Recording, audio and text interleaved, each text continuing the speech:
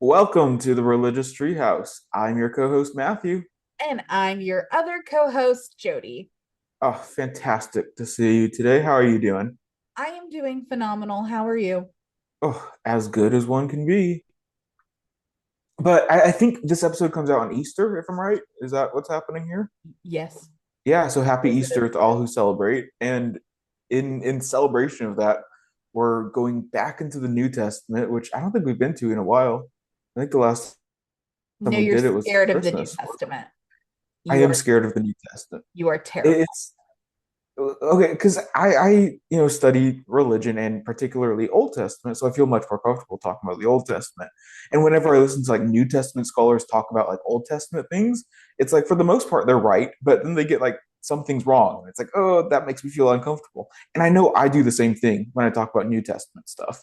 So I'm excited for this. It's going to be fun. We're talking about the Last Supper today, which is so exciting. And again, I'm not going into Paul because Paul scares me even more than the Gospels. But we're sticking with the Gospels. We're talking about the Last Supper. Do you have any initial thoughts before we get into this conversation? When did it start being called the Last Supper? Oh my goodness, I have no idea. Oh, I it probably goes back quite a while, hundreds and hundreds of years. I don't know when it started. I mean, are we talking about English? When did it start being called Last Supper in English? I don't know. This is a random question, Jody, that I don't know the answer to right off the start. It's the Last Sorry. Supper. It's the last meal that Jesus ate before his death and crucifixion and all that stuff. And colloquially known as the Last Supper. I feel like. I mean, like Da Vinci's painting, which we'll talk about later, is known as the Last Supper. So it's been around for hundreds of years. I mean, I I don't know why that came out of my mouth because I was like, what else could it have been called? Jesus's last meal? Yeah, Last yeah, good eat? yeah. Both are accurate, but who knows? Who knows? I don't know that one. If someone knows, let us know in the comments. But this is a fun story because it happens in all four Gospels to some extent. So if you're reading along at home, check out Matthew 26, Mark 14, Luke 22, or John 13. Feel free to read along. We're not going to read through them. I mean, like we have read through them, but not for this episode. But Four gospels. four Gospels. And they're called the gospels because they're written about Jesus's life specifically. Yes. Yeah, gospel, I think, translates to good news ish type thing. So the four gospels are about Jesus's life uh, to some extent. Mark has sometimes been described as a Passover narrative with a long introduction, stuff like that. But yeah, the gospels are about Jesus's life. And then you get the other books of the New Testament, which are about other things. So like the book of Acts tells about like what's going on with the disciples after Jesus. Then you got the epistles, which a lot of them are by Paul, and it's him writing letters to other people. And then there's other epistles or letters written by other people to other people. And then you have other epistles written by people who say they're Paul, but actually aren't Paul.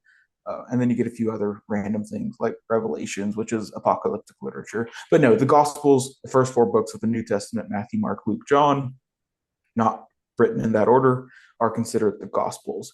And you have Matthew, Mark, and Luke, which are often considered the synoptic Gospels because they're very similar.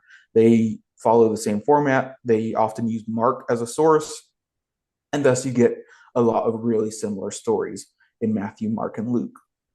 John comes along later and he just does other random things that don't necessarily correspond with the synoptic gospels. And so you get a lot of um, changes, a lot of differences in John because John is drawing from a lot of different sources.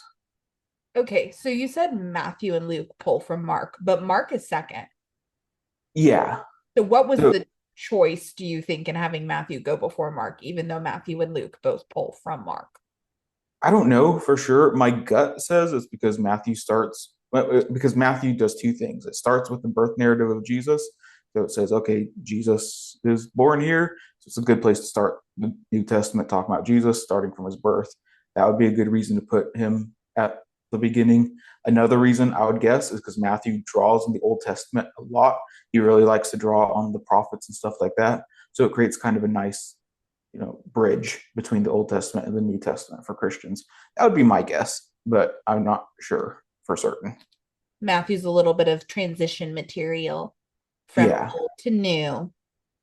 Okay. So then I'm assuming we're going to see quite a few similarities between Matthew, Mark, and Luke.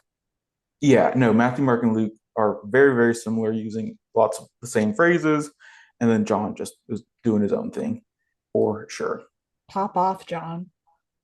And I think I could be wrong here. I haven't like checked the sources, but I'm pretty sure Matthew and Luke here, like for the most part, are citing Mark here. The synoptic problem is that we have Matthew, Mark, and Luke. And Matthew and Luke likely drew from Mark, but they also probably drew from other sources. And the other sources are probably, uh, we don't have them per se. So the famous one is Q. Q is this gospel that we don't have evidence of, that we think Matthew and Luke quoted and drew from and used as a similar source. And that's why we get stories that are in Matthew and Luke, but not in Mark. So that's going to be things that we think are in Q. And then they also drew from Mark. And so that's when we get all three having the same stories. We think sometimes Luke might have drawn from Matthew, and we think they also kind of drew from their own sources. So Matthew drew from M from Matthew for things that are only in Mark. Luke drew from L, things that Luke drew from that are only in Luke. And then John is off doing his own thing using completely different sources. There are some people, Mark Goodacre, I think, is on the forefront of this, who's proposing that there was no Q source. So there's a lot going on in uh, the synoptic problem studies. So John's just not like other gospels. John's different. Yeah, and John's much later. John is written after the others, for a different audience and different time period and stuff like that. So you're going to get lots of deviations in John, where for the most part things stay generally the same in Matthew, Mark, and Luke. And when there are differences, when there are minor differences, it's helpful to see how ideas and thoughts changed throughout time. And I think we'll be able to see a little bit of that in our Last Supper conversation. I'm excited. Let's get into it. Perfect. So I feel like I kind of chose somewhat arbitrarily three different parts to look at. We have um, Judas figuring out that he's going to betray Jesus. We have the whole Last Supper scene, and then we have um, Jesus telling Peter that Peter is going to betray him, and that kind of, you know, goes a little bit before the Last Supper, and it kind of goes a few verses after the Last Supper. So we'll kind of get the whole idea. But we start off in most of these Gospels. I suppose we'll start with just the synoptics, and then afterwards we can talk about John and how it kind of differs. But we kind of get at the beginning the idea that Judas is talking to the chief priests and deciding to betray Jesus for some reason. We don't really get a reason in the text per se, uh, at least here. So in Mark, it's kind of vague. We get Judas going to the chief priest to betray Jesus, and they promise to pay him. And I think that causes concerns with people, because we see in Matthew and Luke kind of elaborations on that. So in Matthew, I think a question that people were asking was like, how much would it cost Jesus, or would Judas need to betray Jesus? I think that was probably a question going on in Matthew's audience. And the answer there is 30 pieces of silver, which is the famous idea of how much Judas betrays Jesus for. And we only get that in Matthew. So that's probably a question that the author of Matthew was asking, saying, how much did Judas receive? And the answer is 30 pieces of silver. Whereas in Luke, we also get the audience asking the same question: how could Judas have betrayed Jesus? And their answer, their solution, is that Satan entered into Judas. And so the reason that Judas is betraying Jesus is because of Satan. Okay. So each one had a different interpretation, a motivation, a different motivation, if you will. Yeah. No, and if we want to talk about why Judas betrayed Jesus, there's some scholars out there that think Judas is a literary creation, which makes sense because his name is Judas or Jude, which we may sound familiar with Judah or Jew. So it would make sense that these, somewhat anti-Semitic writers of this time, even, I think that's not necessarily a correct word given this context and when this was written and who it was written by. But there are some anti-Jewish sentiments in a lot of these writings to some extent. And so to have a literary creation of Judas or Judah betraying Jesus, I think is fun for a lot of biblical interpreters. But I think it's far more likely that there was an actual historical Judas that betrayed Jesus. I feel like the idea of a historical account of someone in Jesus's inner circle betraying Jesus makes sense, and being part of the historical circumstances.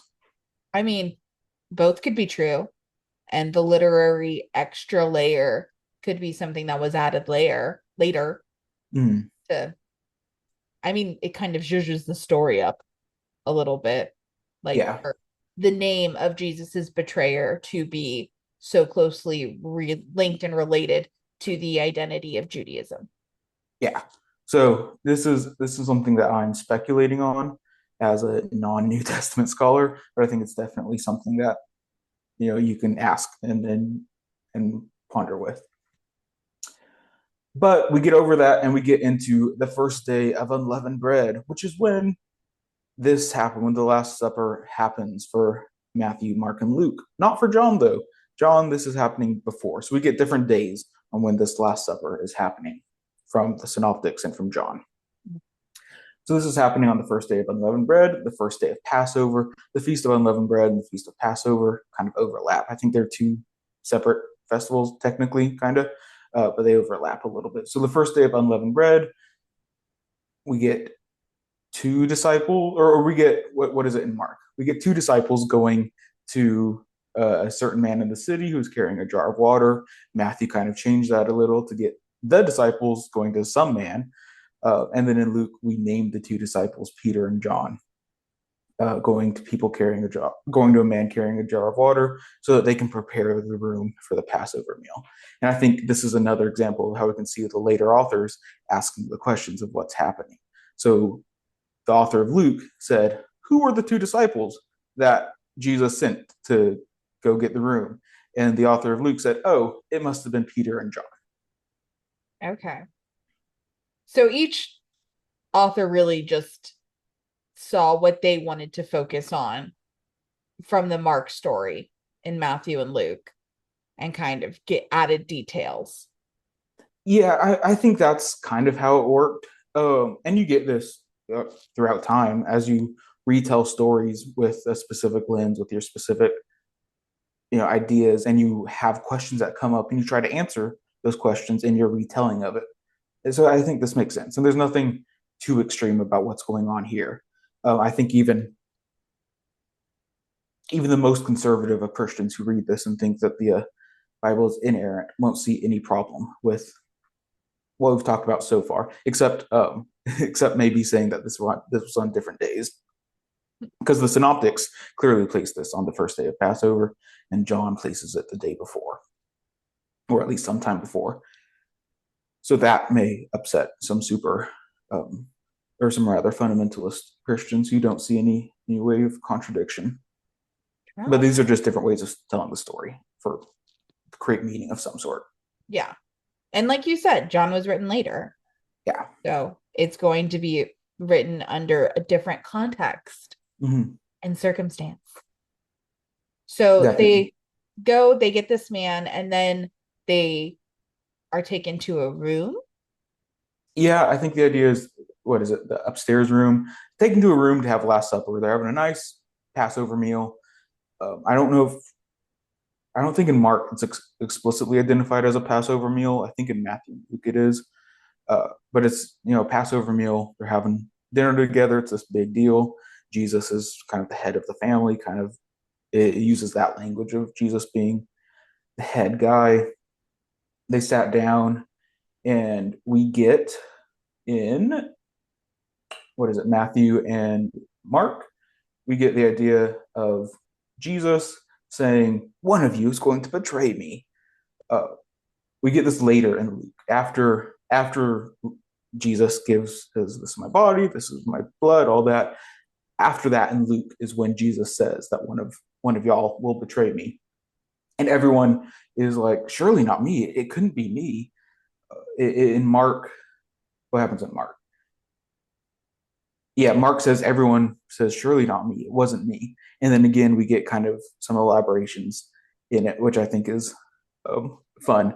In Matthew, we get everyone saying, surely not me. And then Judas says, surely not me. We get kind of a spotlight on Judas, surely not me. And Jesus essentially says, if you say so. uh, and then in Luke, we don't really get that zoom in on Judas, but everyone started to talk to each other, asking who could do this, who could betray Jesus. And then in John, Jesus flat out says it's Judas essentially. John says, or Jesus says that one of you are going to betray me, and then they're asking Jesus, who is it? Who is it? And Jesus says, it's the one who dips the bread in when I give him the dish, and we dip the bread in together. And then Judas does just that. And Jesus, I'm getting those names confused. Jesus and Judas, they really sound the same in my head before I say them. But Jesus tells Judas to go off and do what he's supposed to do, which is to um, turn him in to the authorities. And all of the disciples are like, why did he send Judas away? And they're still confused because that's how we always portray the disciples. But in John's account, we pretty much essentially flat out say, Judas, you're the one that's going to betray me.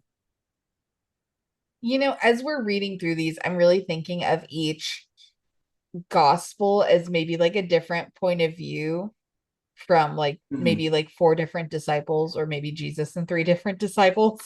Because like if you ask people stories, they focus on different details. And have you heard the saying like between two stories in the middle somewhere lies the truth? Mm-hmm. So between two narratives. Um, and I'm not saying that's definitely what's happening here, but it's really funny what each thing decides to spotlight. And like if you were a person in that room, like what are the details you would have remembered or Mm-hmm. you would have relayed? Yeah. So it's very interesting to me, like to put all these. I just want to see someone do like I want someone to recreate each of these stories with these different, like the different narratives going on and Mm-hmm. pinpoint the lens of who they think each of these would have come through, because the one where Judas is really getting called out would have probably been from like Judas's point of view. But the really like confused one, I don't know who the most confused disciple would have been. They're not named like the seven dwarfs, but I don't know. I want to see this in like filmed like a sitcom. Yeah, I think the idea of that you'll find the truth somewhere in the middle of the accounts is a fairly common Christian view, in the sense that I've heard the metaphor often of, well, imagine you're at a court case and you ask three different witnesses to describe the scene. There's going to be like slight differences and stuff like that. And that's the metaphor that a lot of Christians will use, and I don't think that's accurate Mm. for a few reasons. First of all, this was written well after Jesus' death. This was written, 40 years at the earliest after Jesus died. So we don't have any eyewitnesses writing this. This is not an eyewitness account that is being written down and transmitted. So we don't have that witness aspect to it. And second of all, these are written as different sources. They're using each other as sources. So they're the things that they change are probably very intentional, either to answer a question that people are having to say, oh, what who was that? Who was that person? Oh, it was Simon and John. Or they're answering questions like change some theology of it to get particular details different. And I think it's important that we treat each different gospel independently as telling its own story, as to try to say, oh, okay, this is all just what happened. If we want to look at this from an academic point of view, does that track? You want to look at it academically. I just want this filmed. Sure, sure. And this has been filmed many times, Jody. I This know, is but I want it filmed in the way I'm seeing it in my head, where like it just cuts from each one until finally you get a fifth one where it's all of the things combined. yeah. No, this is probably the most film, not the most film scene in the Bible, but like this story, Jesus is probably hundreds and hundreds and thousands of films that depict not only the Last Supper, but the whole Jesus thing from different perspectives. Like, this is a very sad situation. This is someone's last meal before they die, and I want it done comedically. Sure, sure. I feel as if I've corrupted you from some of our other versions that we've done, talking about Jonah and Esther and stuff like that, which I think are supposed to be a little more comedic, a little more satirical. This one I think is supposed to be very serious. I'm not against the comedic telling of it. I don't think that's what's going on here, though. It's kind of funny though that Judas is like, surely not me. Right. Surely not me. Yeah. It No, could. and that's definitely putting our own spin on it, which I think if we look at it that way, it is funny. Uh, but I don't think the author was trying to be a little silly, goofy little author. No. But So yeah, so they're sitting at the table. reclining at the table, if you will, having a nice little rest on a nice fancy meal. Mhm. And we get Jesus taking some bread and blessing it and passing it around and saying, "This is my body." And then he gets a cup and he gives thanks. And he drinks of it. He says, "This is my blood for the covenant, and it's been poured out for many," and all that. And this is fairly similar in all three of the synoptics how he does this. Um, which I don't see. I mean, there are differences, but nothing worth mentioning per se yet. But this is where we get the idea of communion and Eucharist and stuff like that, which happens in most, if not all, Christian denominations nowadays as well. It used to be like not something every Christian denomination did, right?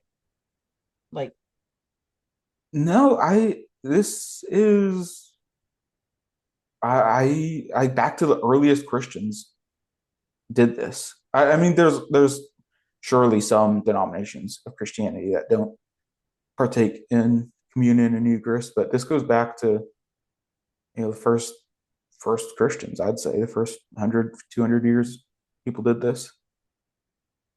I feel as though it wasn't done as often as I think I have understood it is done now.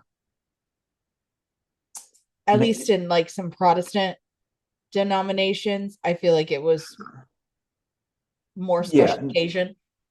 no, Protestant denominations are will do it differently. Shall we talk about communion and how it differs across denominations? Why not? We're there in the story. Right. So I think you're right in that Protestant denominations are much less prone to do communion, and it depends. It varies.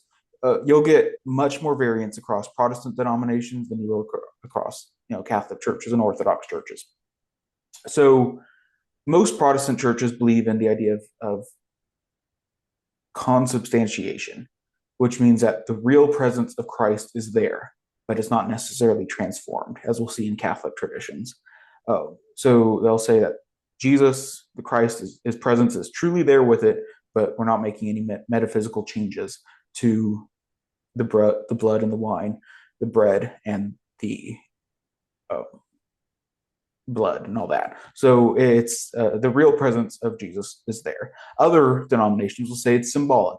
It's much more symbolic viewing of Jesus, and they do it in remembrance of Jesus.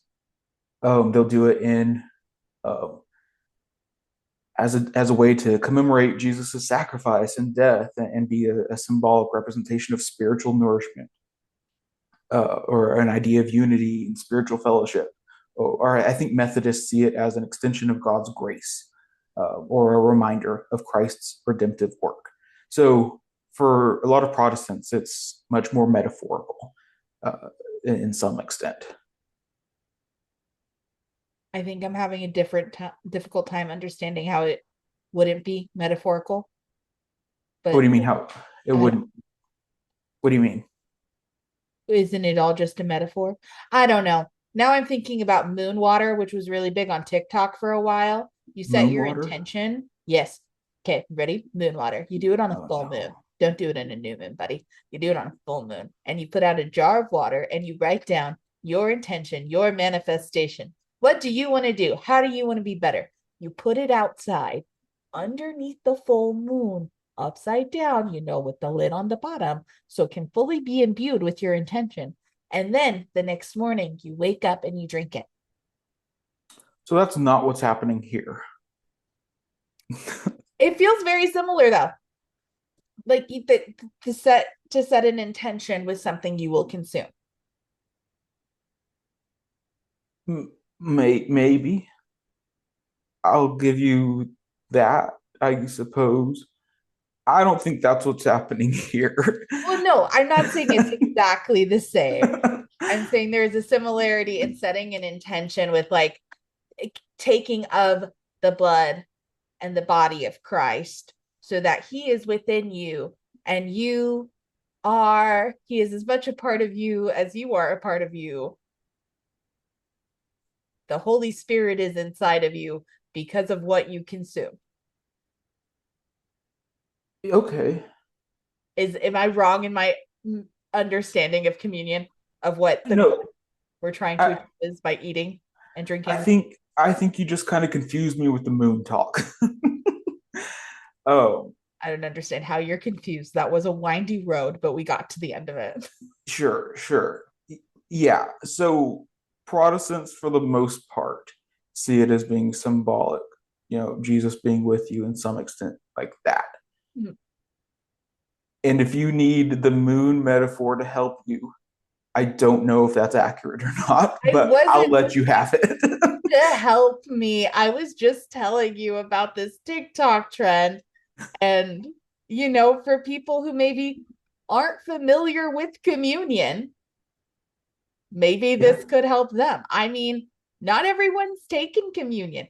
Connor, my darling husband, had no idea that the Last Supper took place during Passover, at Mhm. least in 3 of the iterations. So I think I'm realizing just how many people maybe wouldn't understand communion. Like, Yeah. because there's misconceptions like, is it cannibalism? Yeah, we'll talk about that. The answer is probably not. Um, but yeah, and that's what you're here for. You're here to talk to the common person who needs moon metaphors that I am unable to offer. I So, don't think it was a perfect comparison. I won't say that. But what I'm saying is you have something you are going to consume. You uh-huh. set an intention with consuming that, and then you consume it and kind of placebo ish. I'm just going to confuse you more. Continue. So the Catholic idea of communion or Eucharist, as they sometimes call it, is a very central sacrament and kind of like the pinnacle of liturgical life. In some Protestant churches, it's very very very important. In all Catholic churches, it's like very very very important. In Protestant churches, you'll have variants. In Catholic churches, you'll have less so variants of its level of importance. And here we see the real presence of Christ, or called transubstantiation, which means that through the invocation and Holy Spirit, the bread and wine is turned into the actual body and blood of Christ, while still keeping the appearance of keeping the appearance of bread and wine. And likewise here, it's this idea of spiritual nourishment. It's linked to the idea of sacrifice, that they're likewise offering themselves up as a spiritual sacrifice to God, and stuff like that. So this is a very very important uh, liturgical uh, event that happens very often in Catholicism. For accuracy's sake, why aren't we drinking wine then when we take communion? It's usually grape juice nowadays. In Protestant churches, you'll get a lot of grape juice. Where's the wine being served then? Whereas in well, you'll get wine in uh, Protestant churches, you'll get wine in Catholic churches, and you'll get wine in Orthodox churches. For a fact we didn't get wine at our church. No, we didn't. Point me to the specific one. I need addresses. I need names. Yeah, no. So like, there's a church I go to every once in a while if I get invited, and they have uh, 1 cup for wine and they have 1 cup for grape juice, Oh, depending on what you like. Some churches do water; they'll allow water as something that you'll drink. Some churches say that so it's usually unleavened bread because this is happening during Passover. That's what's happening. So it's unleavened bread of some sort. Some denominations, like I think Methodists, don't really care what kind of bread is used, and you can have whatever types of bread that you want. Other denominations, I think Orthodox, I could be wrong here. I could be very wrong here. But some denominations require that there is gluten in the bread to some extent, which causes problems for gluten intolerant people. Yeah. So a lot of churches will have gluten-free options. Depends on what's going on there. But the big thing that Catholic churches are known for is the idea of transubstantiation, that the literal body and blood of Christ is present, even though it keeps the appearance of bread and wine. Okay. Okay. We tracking? No, I'm tracking. I'm just remembering there was a TikTok trend where people were talking about what their communion would be. And I think someone said a Diet Coke and goldfish. Yeah. Okay. And That that could that count in some denominations? in some denominations, I'm sure it could. Yeah. Wow. In some, it certainly wouldn't though. Really depends where you are. Right. And it Definitely. really, okay, so did grape juice become popular because certain denominations didn't allow drinking? I don't know. So in I think Catholic churches. See, again, this is getting outside my area of expertise, but I think the idea is in Catholic churches is that you can't have agents in it to stop the fermentation. So grape juice is fine. This could be Orthodox. I could be getting this wrong, but grape juice is fine in those churches as long as you don't have additives that are there to intentionally stop the fermentation of the wine or of the grape juice into wine. So I know that exists in some denominations. I assume grape juice because there are denominations that say you can't drink alcohol is bad. And I'm sure that's why they use grape juice. But I don't know. I don't know when this started. Now I'm wondering what they did during the Prohibition. Yeah, no, that was definitely well in the pro during the prohibition. I think if I remember correctly, wine was allowed in liturgical spaces. Oh, okay. Well, yes, for religious reasons. Okay. Yeah. Okay. Yeah, right. So next up we have Orthodox. Yeah. Sometimes they'll call this the Divine Liturgy. Mhm. And what the emphasis here is on mystery and reverence. So there's the real presence of Christ in the bread and wine, but how this exactly works is veiled in the language of mystery. And they aren't really too concerned with delving into metaphysical explanations like Catholic and Protestant churches are more so. But there's this emphasis on mystery that underscores the whole Orthodox understandings of the divine presence. Like if you study Orthodoxy, one of the big things is just the mystery of it all. And that's something that's really celebrated and central to the idea of Orthodox theology is that there's a big mystery. But the idea of the Eucharist as a form of spiritual nourishment and linked to the idea of sacrifice is also common. And it's the idea that they believe that they're likewise offering themselves up, or sorry, no, that's Catholic. Um, it's the idea of theosis. Let me check my notes. Is that what it's called? Yeah, the idea of theosis, which is the idea of the believer becoming united with God, becoming one with God. And so by consuming the Eucharist, by consuming the body and blood, the bread and wine, they're entering into oneness with God. Yeah. So there's a lot of different ways that people interpret this passage. This is a very important passage in most all denominations of Christianity. And you get a wide variance of how this is practiced. And you get a lot of angry people upset at other Christians who practice it wrong. So in the comments, people, feel free to let us know how you practice communion and what communion means to you. And let us know where we got it wrong. Is there a right and wrong though? I mean, according to denominations, there are. Me looking on as a religious scholar, if I will, in my role here, I'm not in any authority to say what is right and wrong. I'm just here to comment on how it's done. Okay. I say to each their own. Sure. For me, Doritos and goldfish. No, Doritos and Dr. Pepper. Okay. Cool, cool, cool. And, you know, just like to get this clear, this is an entire tradition that is now practiced because it was written down that Jesus did this during a Passover meal. Mhm. Okay. Yeah. That's wild. That's crazy. That is a long tradition. Yeah. No, this one definitely goes back. So the early Christians, this is we're getting back to their comment on cannibalism from earlier. So the Yes. early Christians that practiced this were often criticized by the Romans for being atheistic, incestual cannibals.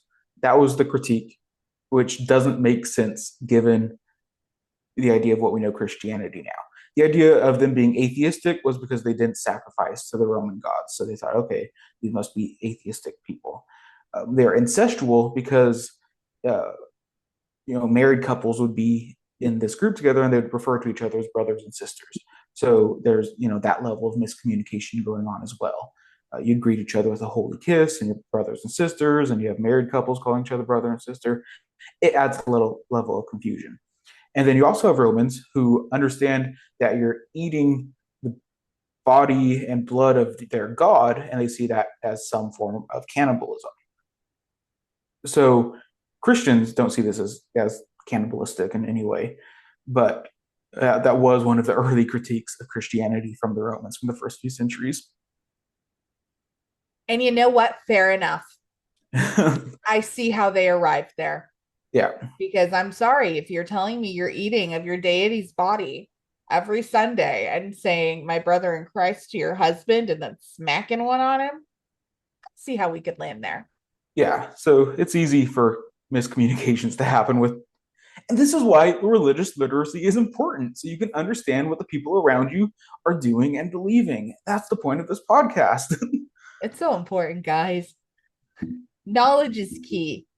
I wouldn't know much about it because I keep refusing to read the books Matthew wants me to read. Okay, but yeah, so we move on from that. And then in Matthew and Mark, we get them moving on. They sing a hymn as they go out to the Mount of Olives. I think they sing the hymn, which is likely referring to Psalms 113 through 118, the songs of Hallel, songs of praise, which was commonly sung on festivals such as Passover, and also the Feast of Tabernacles and Hanukkah. So the Psalms of Hallel were commonly sung during these holidays. So that's probably what it's referring to. We have this from early rabbinic literature mentioning these songs sung during Passover. So we can assume that we're singing Psalms 113 to 118, probably. Okay. And then move on over to the Mount of Olives, where Jesus talks to Peter and says, "You're going to deny me 3 times." And this happens in all 4 Gospels. We get Jesus talking to Peter and telling him that he's going to deny him 3 times. When this is going to happen slightly changes depending on the source. Sometimes it's before the cock crows once, sometimes it's before it crows twice, sometimes it's just in the morning. But this tradition is very very centrally rooted throughout all 4 Gospels that Peter is going to deny Jesus 3 times. And then Peter famously goes on to uh, deny Jesus 3 times. Wild. Yeah. He even told you, Peter. He told you would do it. You said no. Yeah. Nice. In Luke, this is justified by Satan getting permission to test the disciples. Again, we have a Satan coming back in Luke as a reason for all this happening. And in Luke, we also get an insertion of a dispute among which was the greatest of the disciples, which is a discussion that's also found in Matthew and Mark, but not in connection uh, with someone betraying Jesus. So this correlation of who's the greatest disciple in light of the conversation that one is going to betray Jesus is unique in Luke, but who's the greatest disciple is a conversation had in the other gospels as well. Okay. Because that is something men would discuss. Of Am course. I your greatest disciple, Jesus? No, it's me. That's crazy. But yeah, I think that's the end of my discussion on that. John would get a little different. There's a lot more emphasis on washing with the feet, which isn't in the other gospels. Uh, this is just a regular meal. It's not identified as a Passover meal. Uh, we get the body and blood of Jesus happening here again. Satan enters into Judas and John as well, but it's just very very different. Like I recommend, even if you're not Christian, read one of these narratives from Matthew, Mark, and Luke. They're all close enough that you can get the gist of what's happening, and then read John, and you can see that they're very, very different. We should do an episode on the baptism of Jesus because that one is very that how that very clearly delineates between the three different gospels. I think is very interesting. That's a future episode idea. Okay, but yeah, do we have any thoughts on that so Oh, far? it's wild to me that they could not agree on anything across all four except the fact that Peter denies Jesus and Yeah. three times. Like that's Yeah, well, crazy. that's probably a very that tradition was ingrained in a lot of Christians, likely, which is why we see it in all four. That was an important part. Again, perhaps likely because it happened, because there was a disciple that said, "Jesus, never heard of him." So later authors perhaps included that because people knew it happened. It wouldn't look very nice for later authors to write about a disciple. One, it wouldn't look nice for later writers to write about a disciple that denies or that turned Jesus in. And two, it wouldn't look nice for later disciples or later authors to look at a disciple that said, "No, no, Jesus, this didn't happen. Like I don't know Jesus." So because of the idea that they wouldn't want to include that, we can say it's more likely that something like it actually happened to some extent. And this Okay. was a tradition.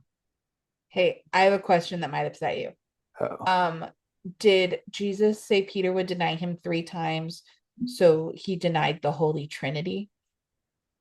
no, the idea of the Trinity is a later idea. Uh, it's not the idea of the Trinity is not found inside the Bible. The theology of a Trinity is a much later creation. Do you think this is used to support that idea, though? I wouldn't doubt it. Okay. Um, I haven't heard of it personally, but I again don't study theology as much as I study biblical studies. No, that was just a question because I was like, three times. What else comes in threes? Oh, the Father, Son, and Holy Spirit. Yeah, well, three is a very common. It pops up all the time in the Bible. 3, 7, 12, 10, 40.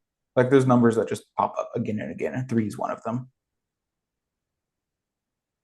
No, I think what I've really gathered from this is Matthew and Luke copied Mark, and John was not like other girls.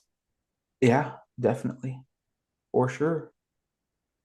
All right, let's move on to Leonardo da Vinci. So if you follow us on social medias, you'll see that I love posting about religious art and stuff like that. And I'm so excited that we finally have an episode that has a famous enough piece of artwork that we can just talk about it. You can listen to us on Spotify without, looking at the picture. That you can picture this. You can probably picture Leonardo da Vinci's The Last Supper to some extent in your head. If you can't, look it up. It's a great painting. We're talking about it here. But I am so excited that we can like talk about a painting that requires no like certainty that like you have no idea what I'm talking about. Like I would bet money that people know what I'm talking about when I say The Last Supper by Leonardo da Vinci, right? And if you're the one person who has never seen it, please comment, send an email, tell Matthew, no, I have no idea what you're talking about.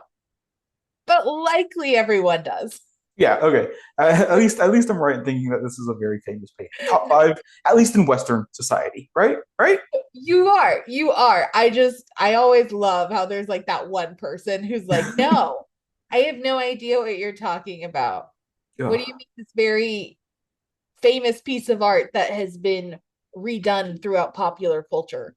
Right, right. But no, so Da Vinci was a master of engineering, master of perspective, master of vantage points, and all that stuff. Uh, so like he's known, the Mona Lisa. He's that guy, the Vesuvian man, the guy who has his arms and legs all spread out and there's like circles around him. You know that guy. So he's Yeah. famous for like all these things, and he's this inventor, and he's this great guy. But he's really famous for the Last Supper painting as well. So the Last Supper is located in the refectory or the dining area of the convent of Santa Maria delle Grazie in Milan, Italy. So it's in the dining area of where for monks, uh, and this is 15th century. This was started in 1495 and he finished in 1498. And it's this 15 by 28-foot fresco, if I remember correctly. Very big, way off the ground. And so the monks would be sitting along their tables and they could just look at picture, and it would kind of feel as if Jesus and the disciples were all in the room with them as they were eating. And I think that was kind of the point. We That's, following so far? yeah, no, that's really beautiful. I'm just trying Yeah. to imagine being a monk in that day and age, and you walk into your cafeteria and oh, look, a giant painting. Yeah. You can think of the last meal Jesus ate while you're eating your meal and wondering, will it be my last?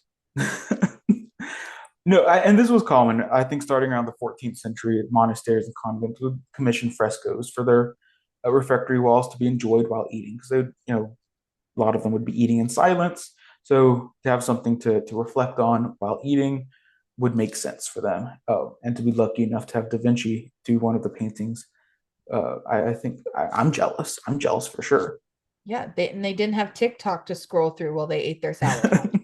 So what No. what what else were they supposed to do but look and reflect? No, that's so smart because then you're truly just your everyday in the is it a monastery or convent? Yeah, my sources said a convent, but monks. Because here's my thing. I thought monks were in monasteries and nuns were in convents. I think there's overlap. I'm just the sources that I read said that this was a convent for monks. Okay. I don't know. I don't know what's going on in late 15th century Italy or how we're naming these things. Again, that's outside of my specific area of expertise. I'm not arguing with you yet. I'm just trying to Yeah. order my mind. But it was very common for these dining areas to have food related frescoes. The loaves and fishes scene of Jesus was common. Food related scenes. On the opposite wall, so it's this big long dining room. On Mm. the opposite wall is a painting. I don't remember who it's done by, not Da Vinci, but it's a painting of the crucifixion. So we have Jesus eating his Last Supper, looking forward through time to his crucifixion, which I think is kind of an interesting idea that you have one side, Jesus saying, like, hey, I'm going to be crucified and all that, looking towards the image of his eventual death, which I think, very interesting choice artistically. Yeah, interesting is a good word. Demented might be another for making those two choices. I'm sorry, I am sitting down to eat my lunch. Oh, beautiful. I'm eating food with Jesus. Look to the other side. He's dead. Like, Yeah. I mean, again, these are some of the biggest scenes in Christianity, so it makes sense that they would be able to reflect on both of these scenes. no, it makes sense. I'm just saying, ambiance wise, while I'm trying to eat, Mm. I think it's very good for the monks. Very Yeah. good for the monks. If someone painted that on my wall in my dining room, I'm not sure how I'd feel. Sure. Um, only about 20 to 25% of the original painting remains. Uh, the rest of it has been either heavily damaged or destroyed or restored. So during World War II, the building was bombed. Luckily, that wall survived. I think the side walls kind of got destroyed, but that wall survived. Uh, it's also been restored over the years. At one point, they put a door in underneath the where Jesus's feet are, so like Jesus's feet are cut out for a doorway to walk through because it's so high up and so big. So you have to like walk through the bottom of it that's been slightly destroyed. But also, Leonardo da Vinci was using non-traditional fresco techniques. He was being very inventive with it, so he could be a little more detailed with it. He could be much more detailed. What was it called? He combined tempera and oil paints, which was essentially an oil painting on a wall.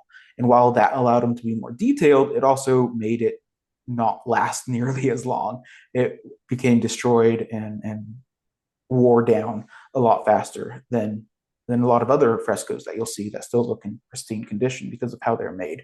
So that's caused a lot of it to degrade. But luckily, we have a lot of copies of it. A lot of people looked at it and repainted it. So we have a lot of different versions of it on painting that we can look to see how it looked before it was damaged and all that. So we have a good idea of what it looks like.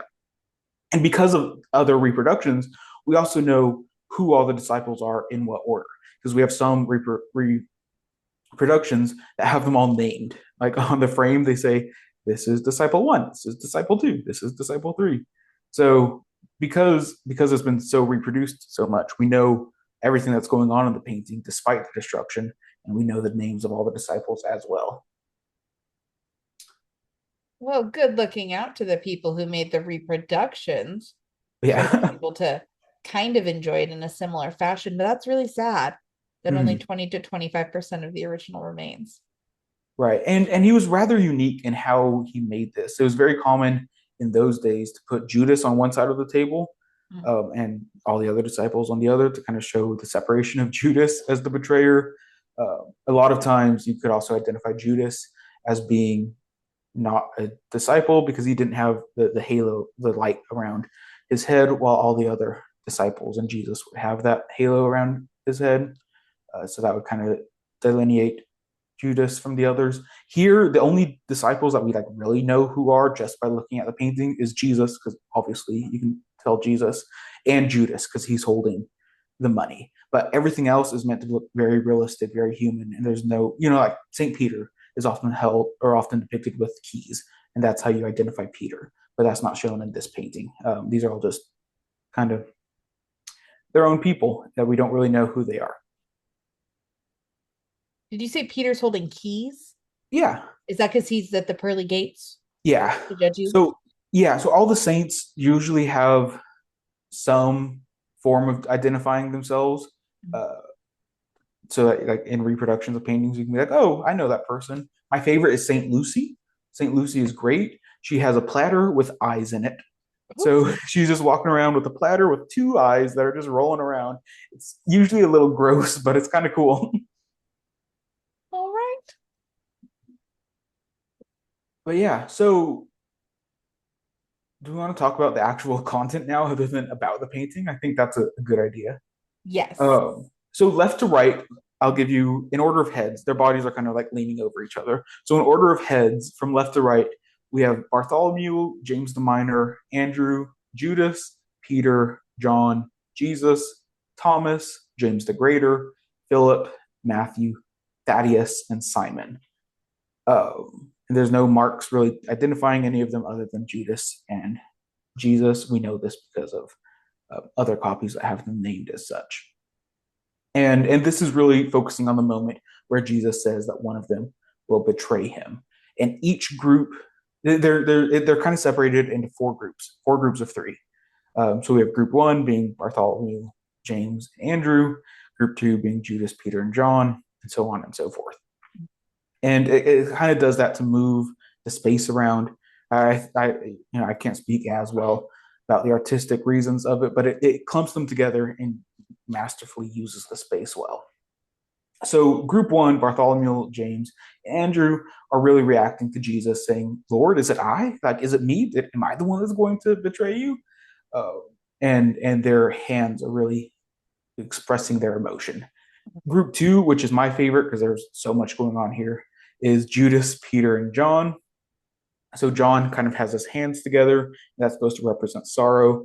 I think John is depicted in the painting across the hall from him in that same pose. So we see John kind of sitting there in sorrow.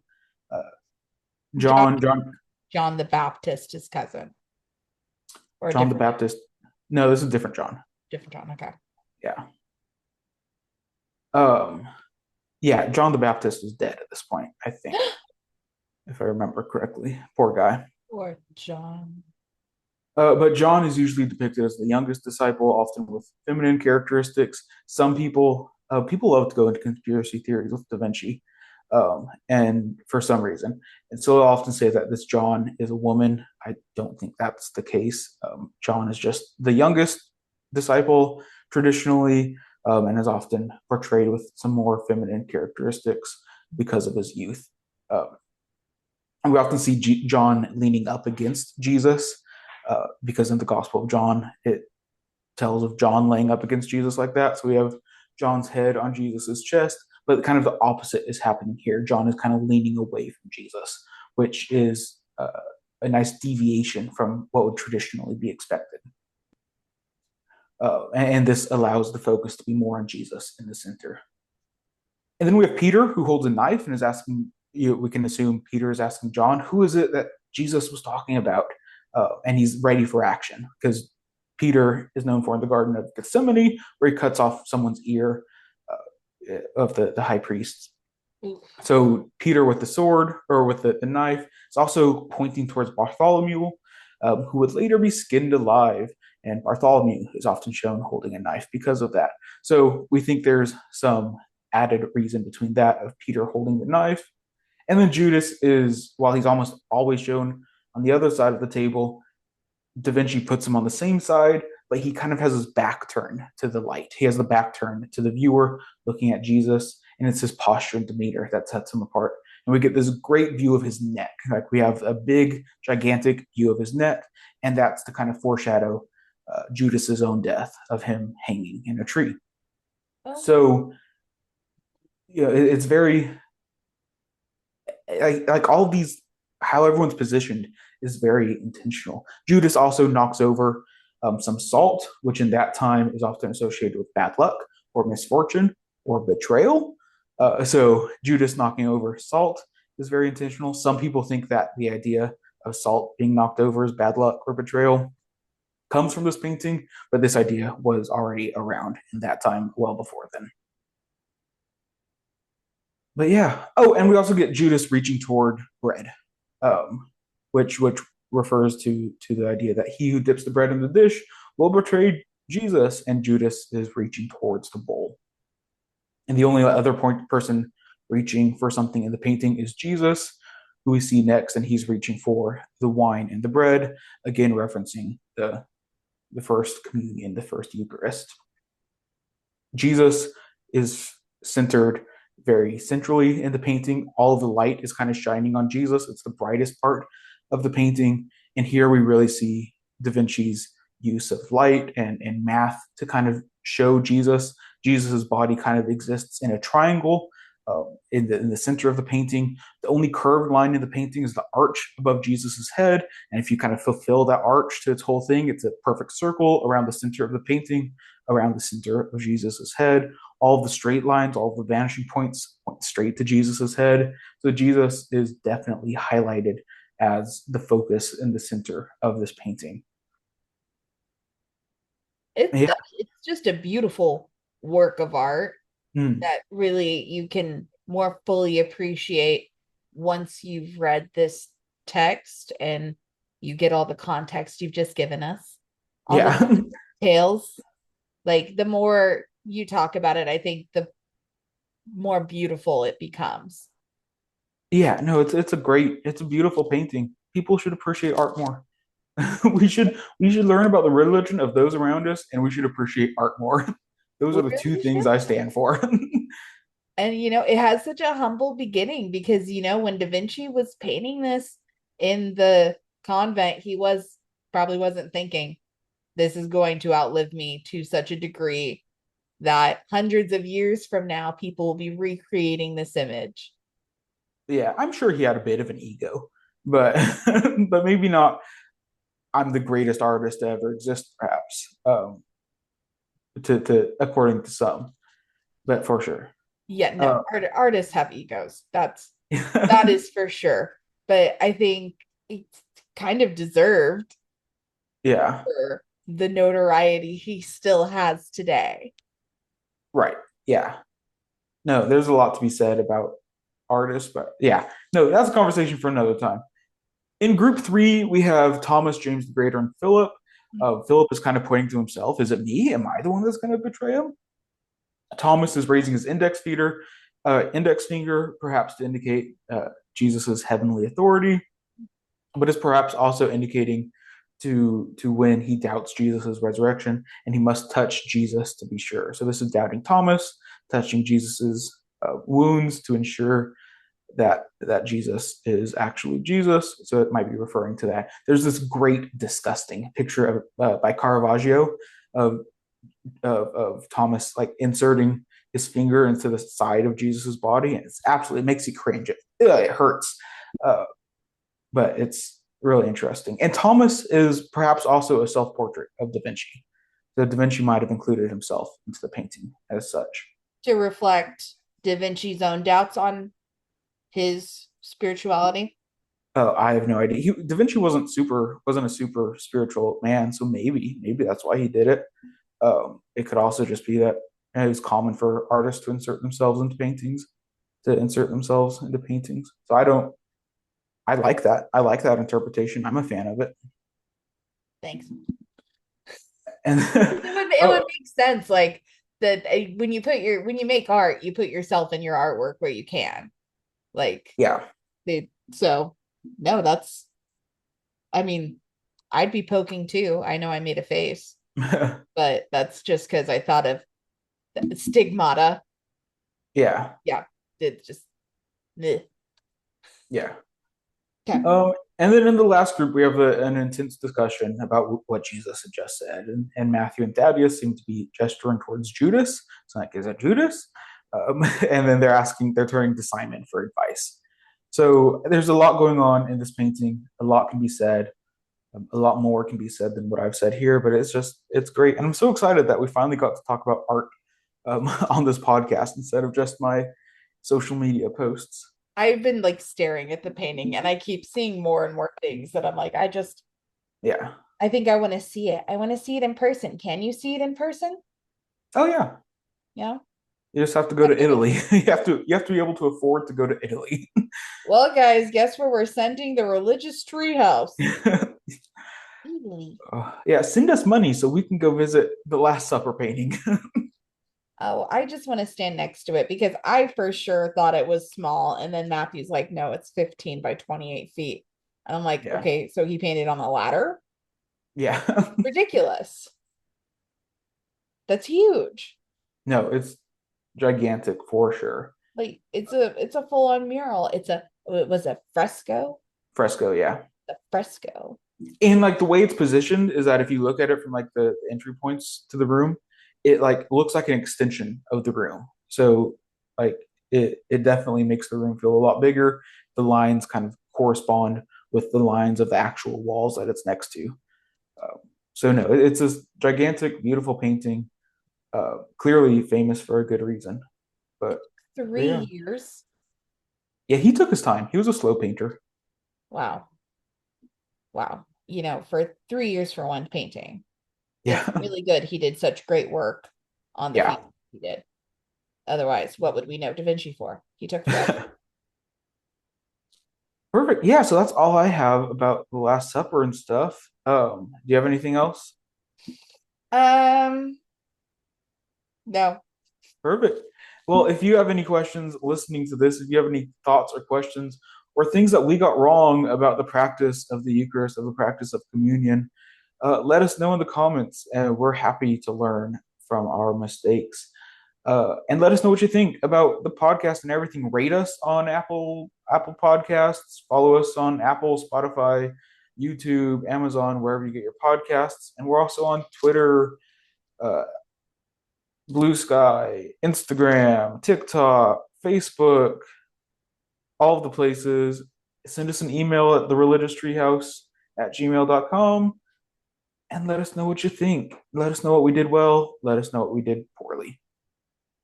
Thanks for listening. Bye. Bye.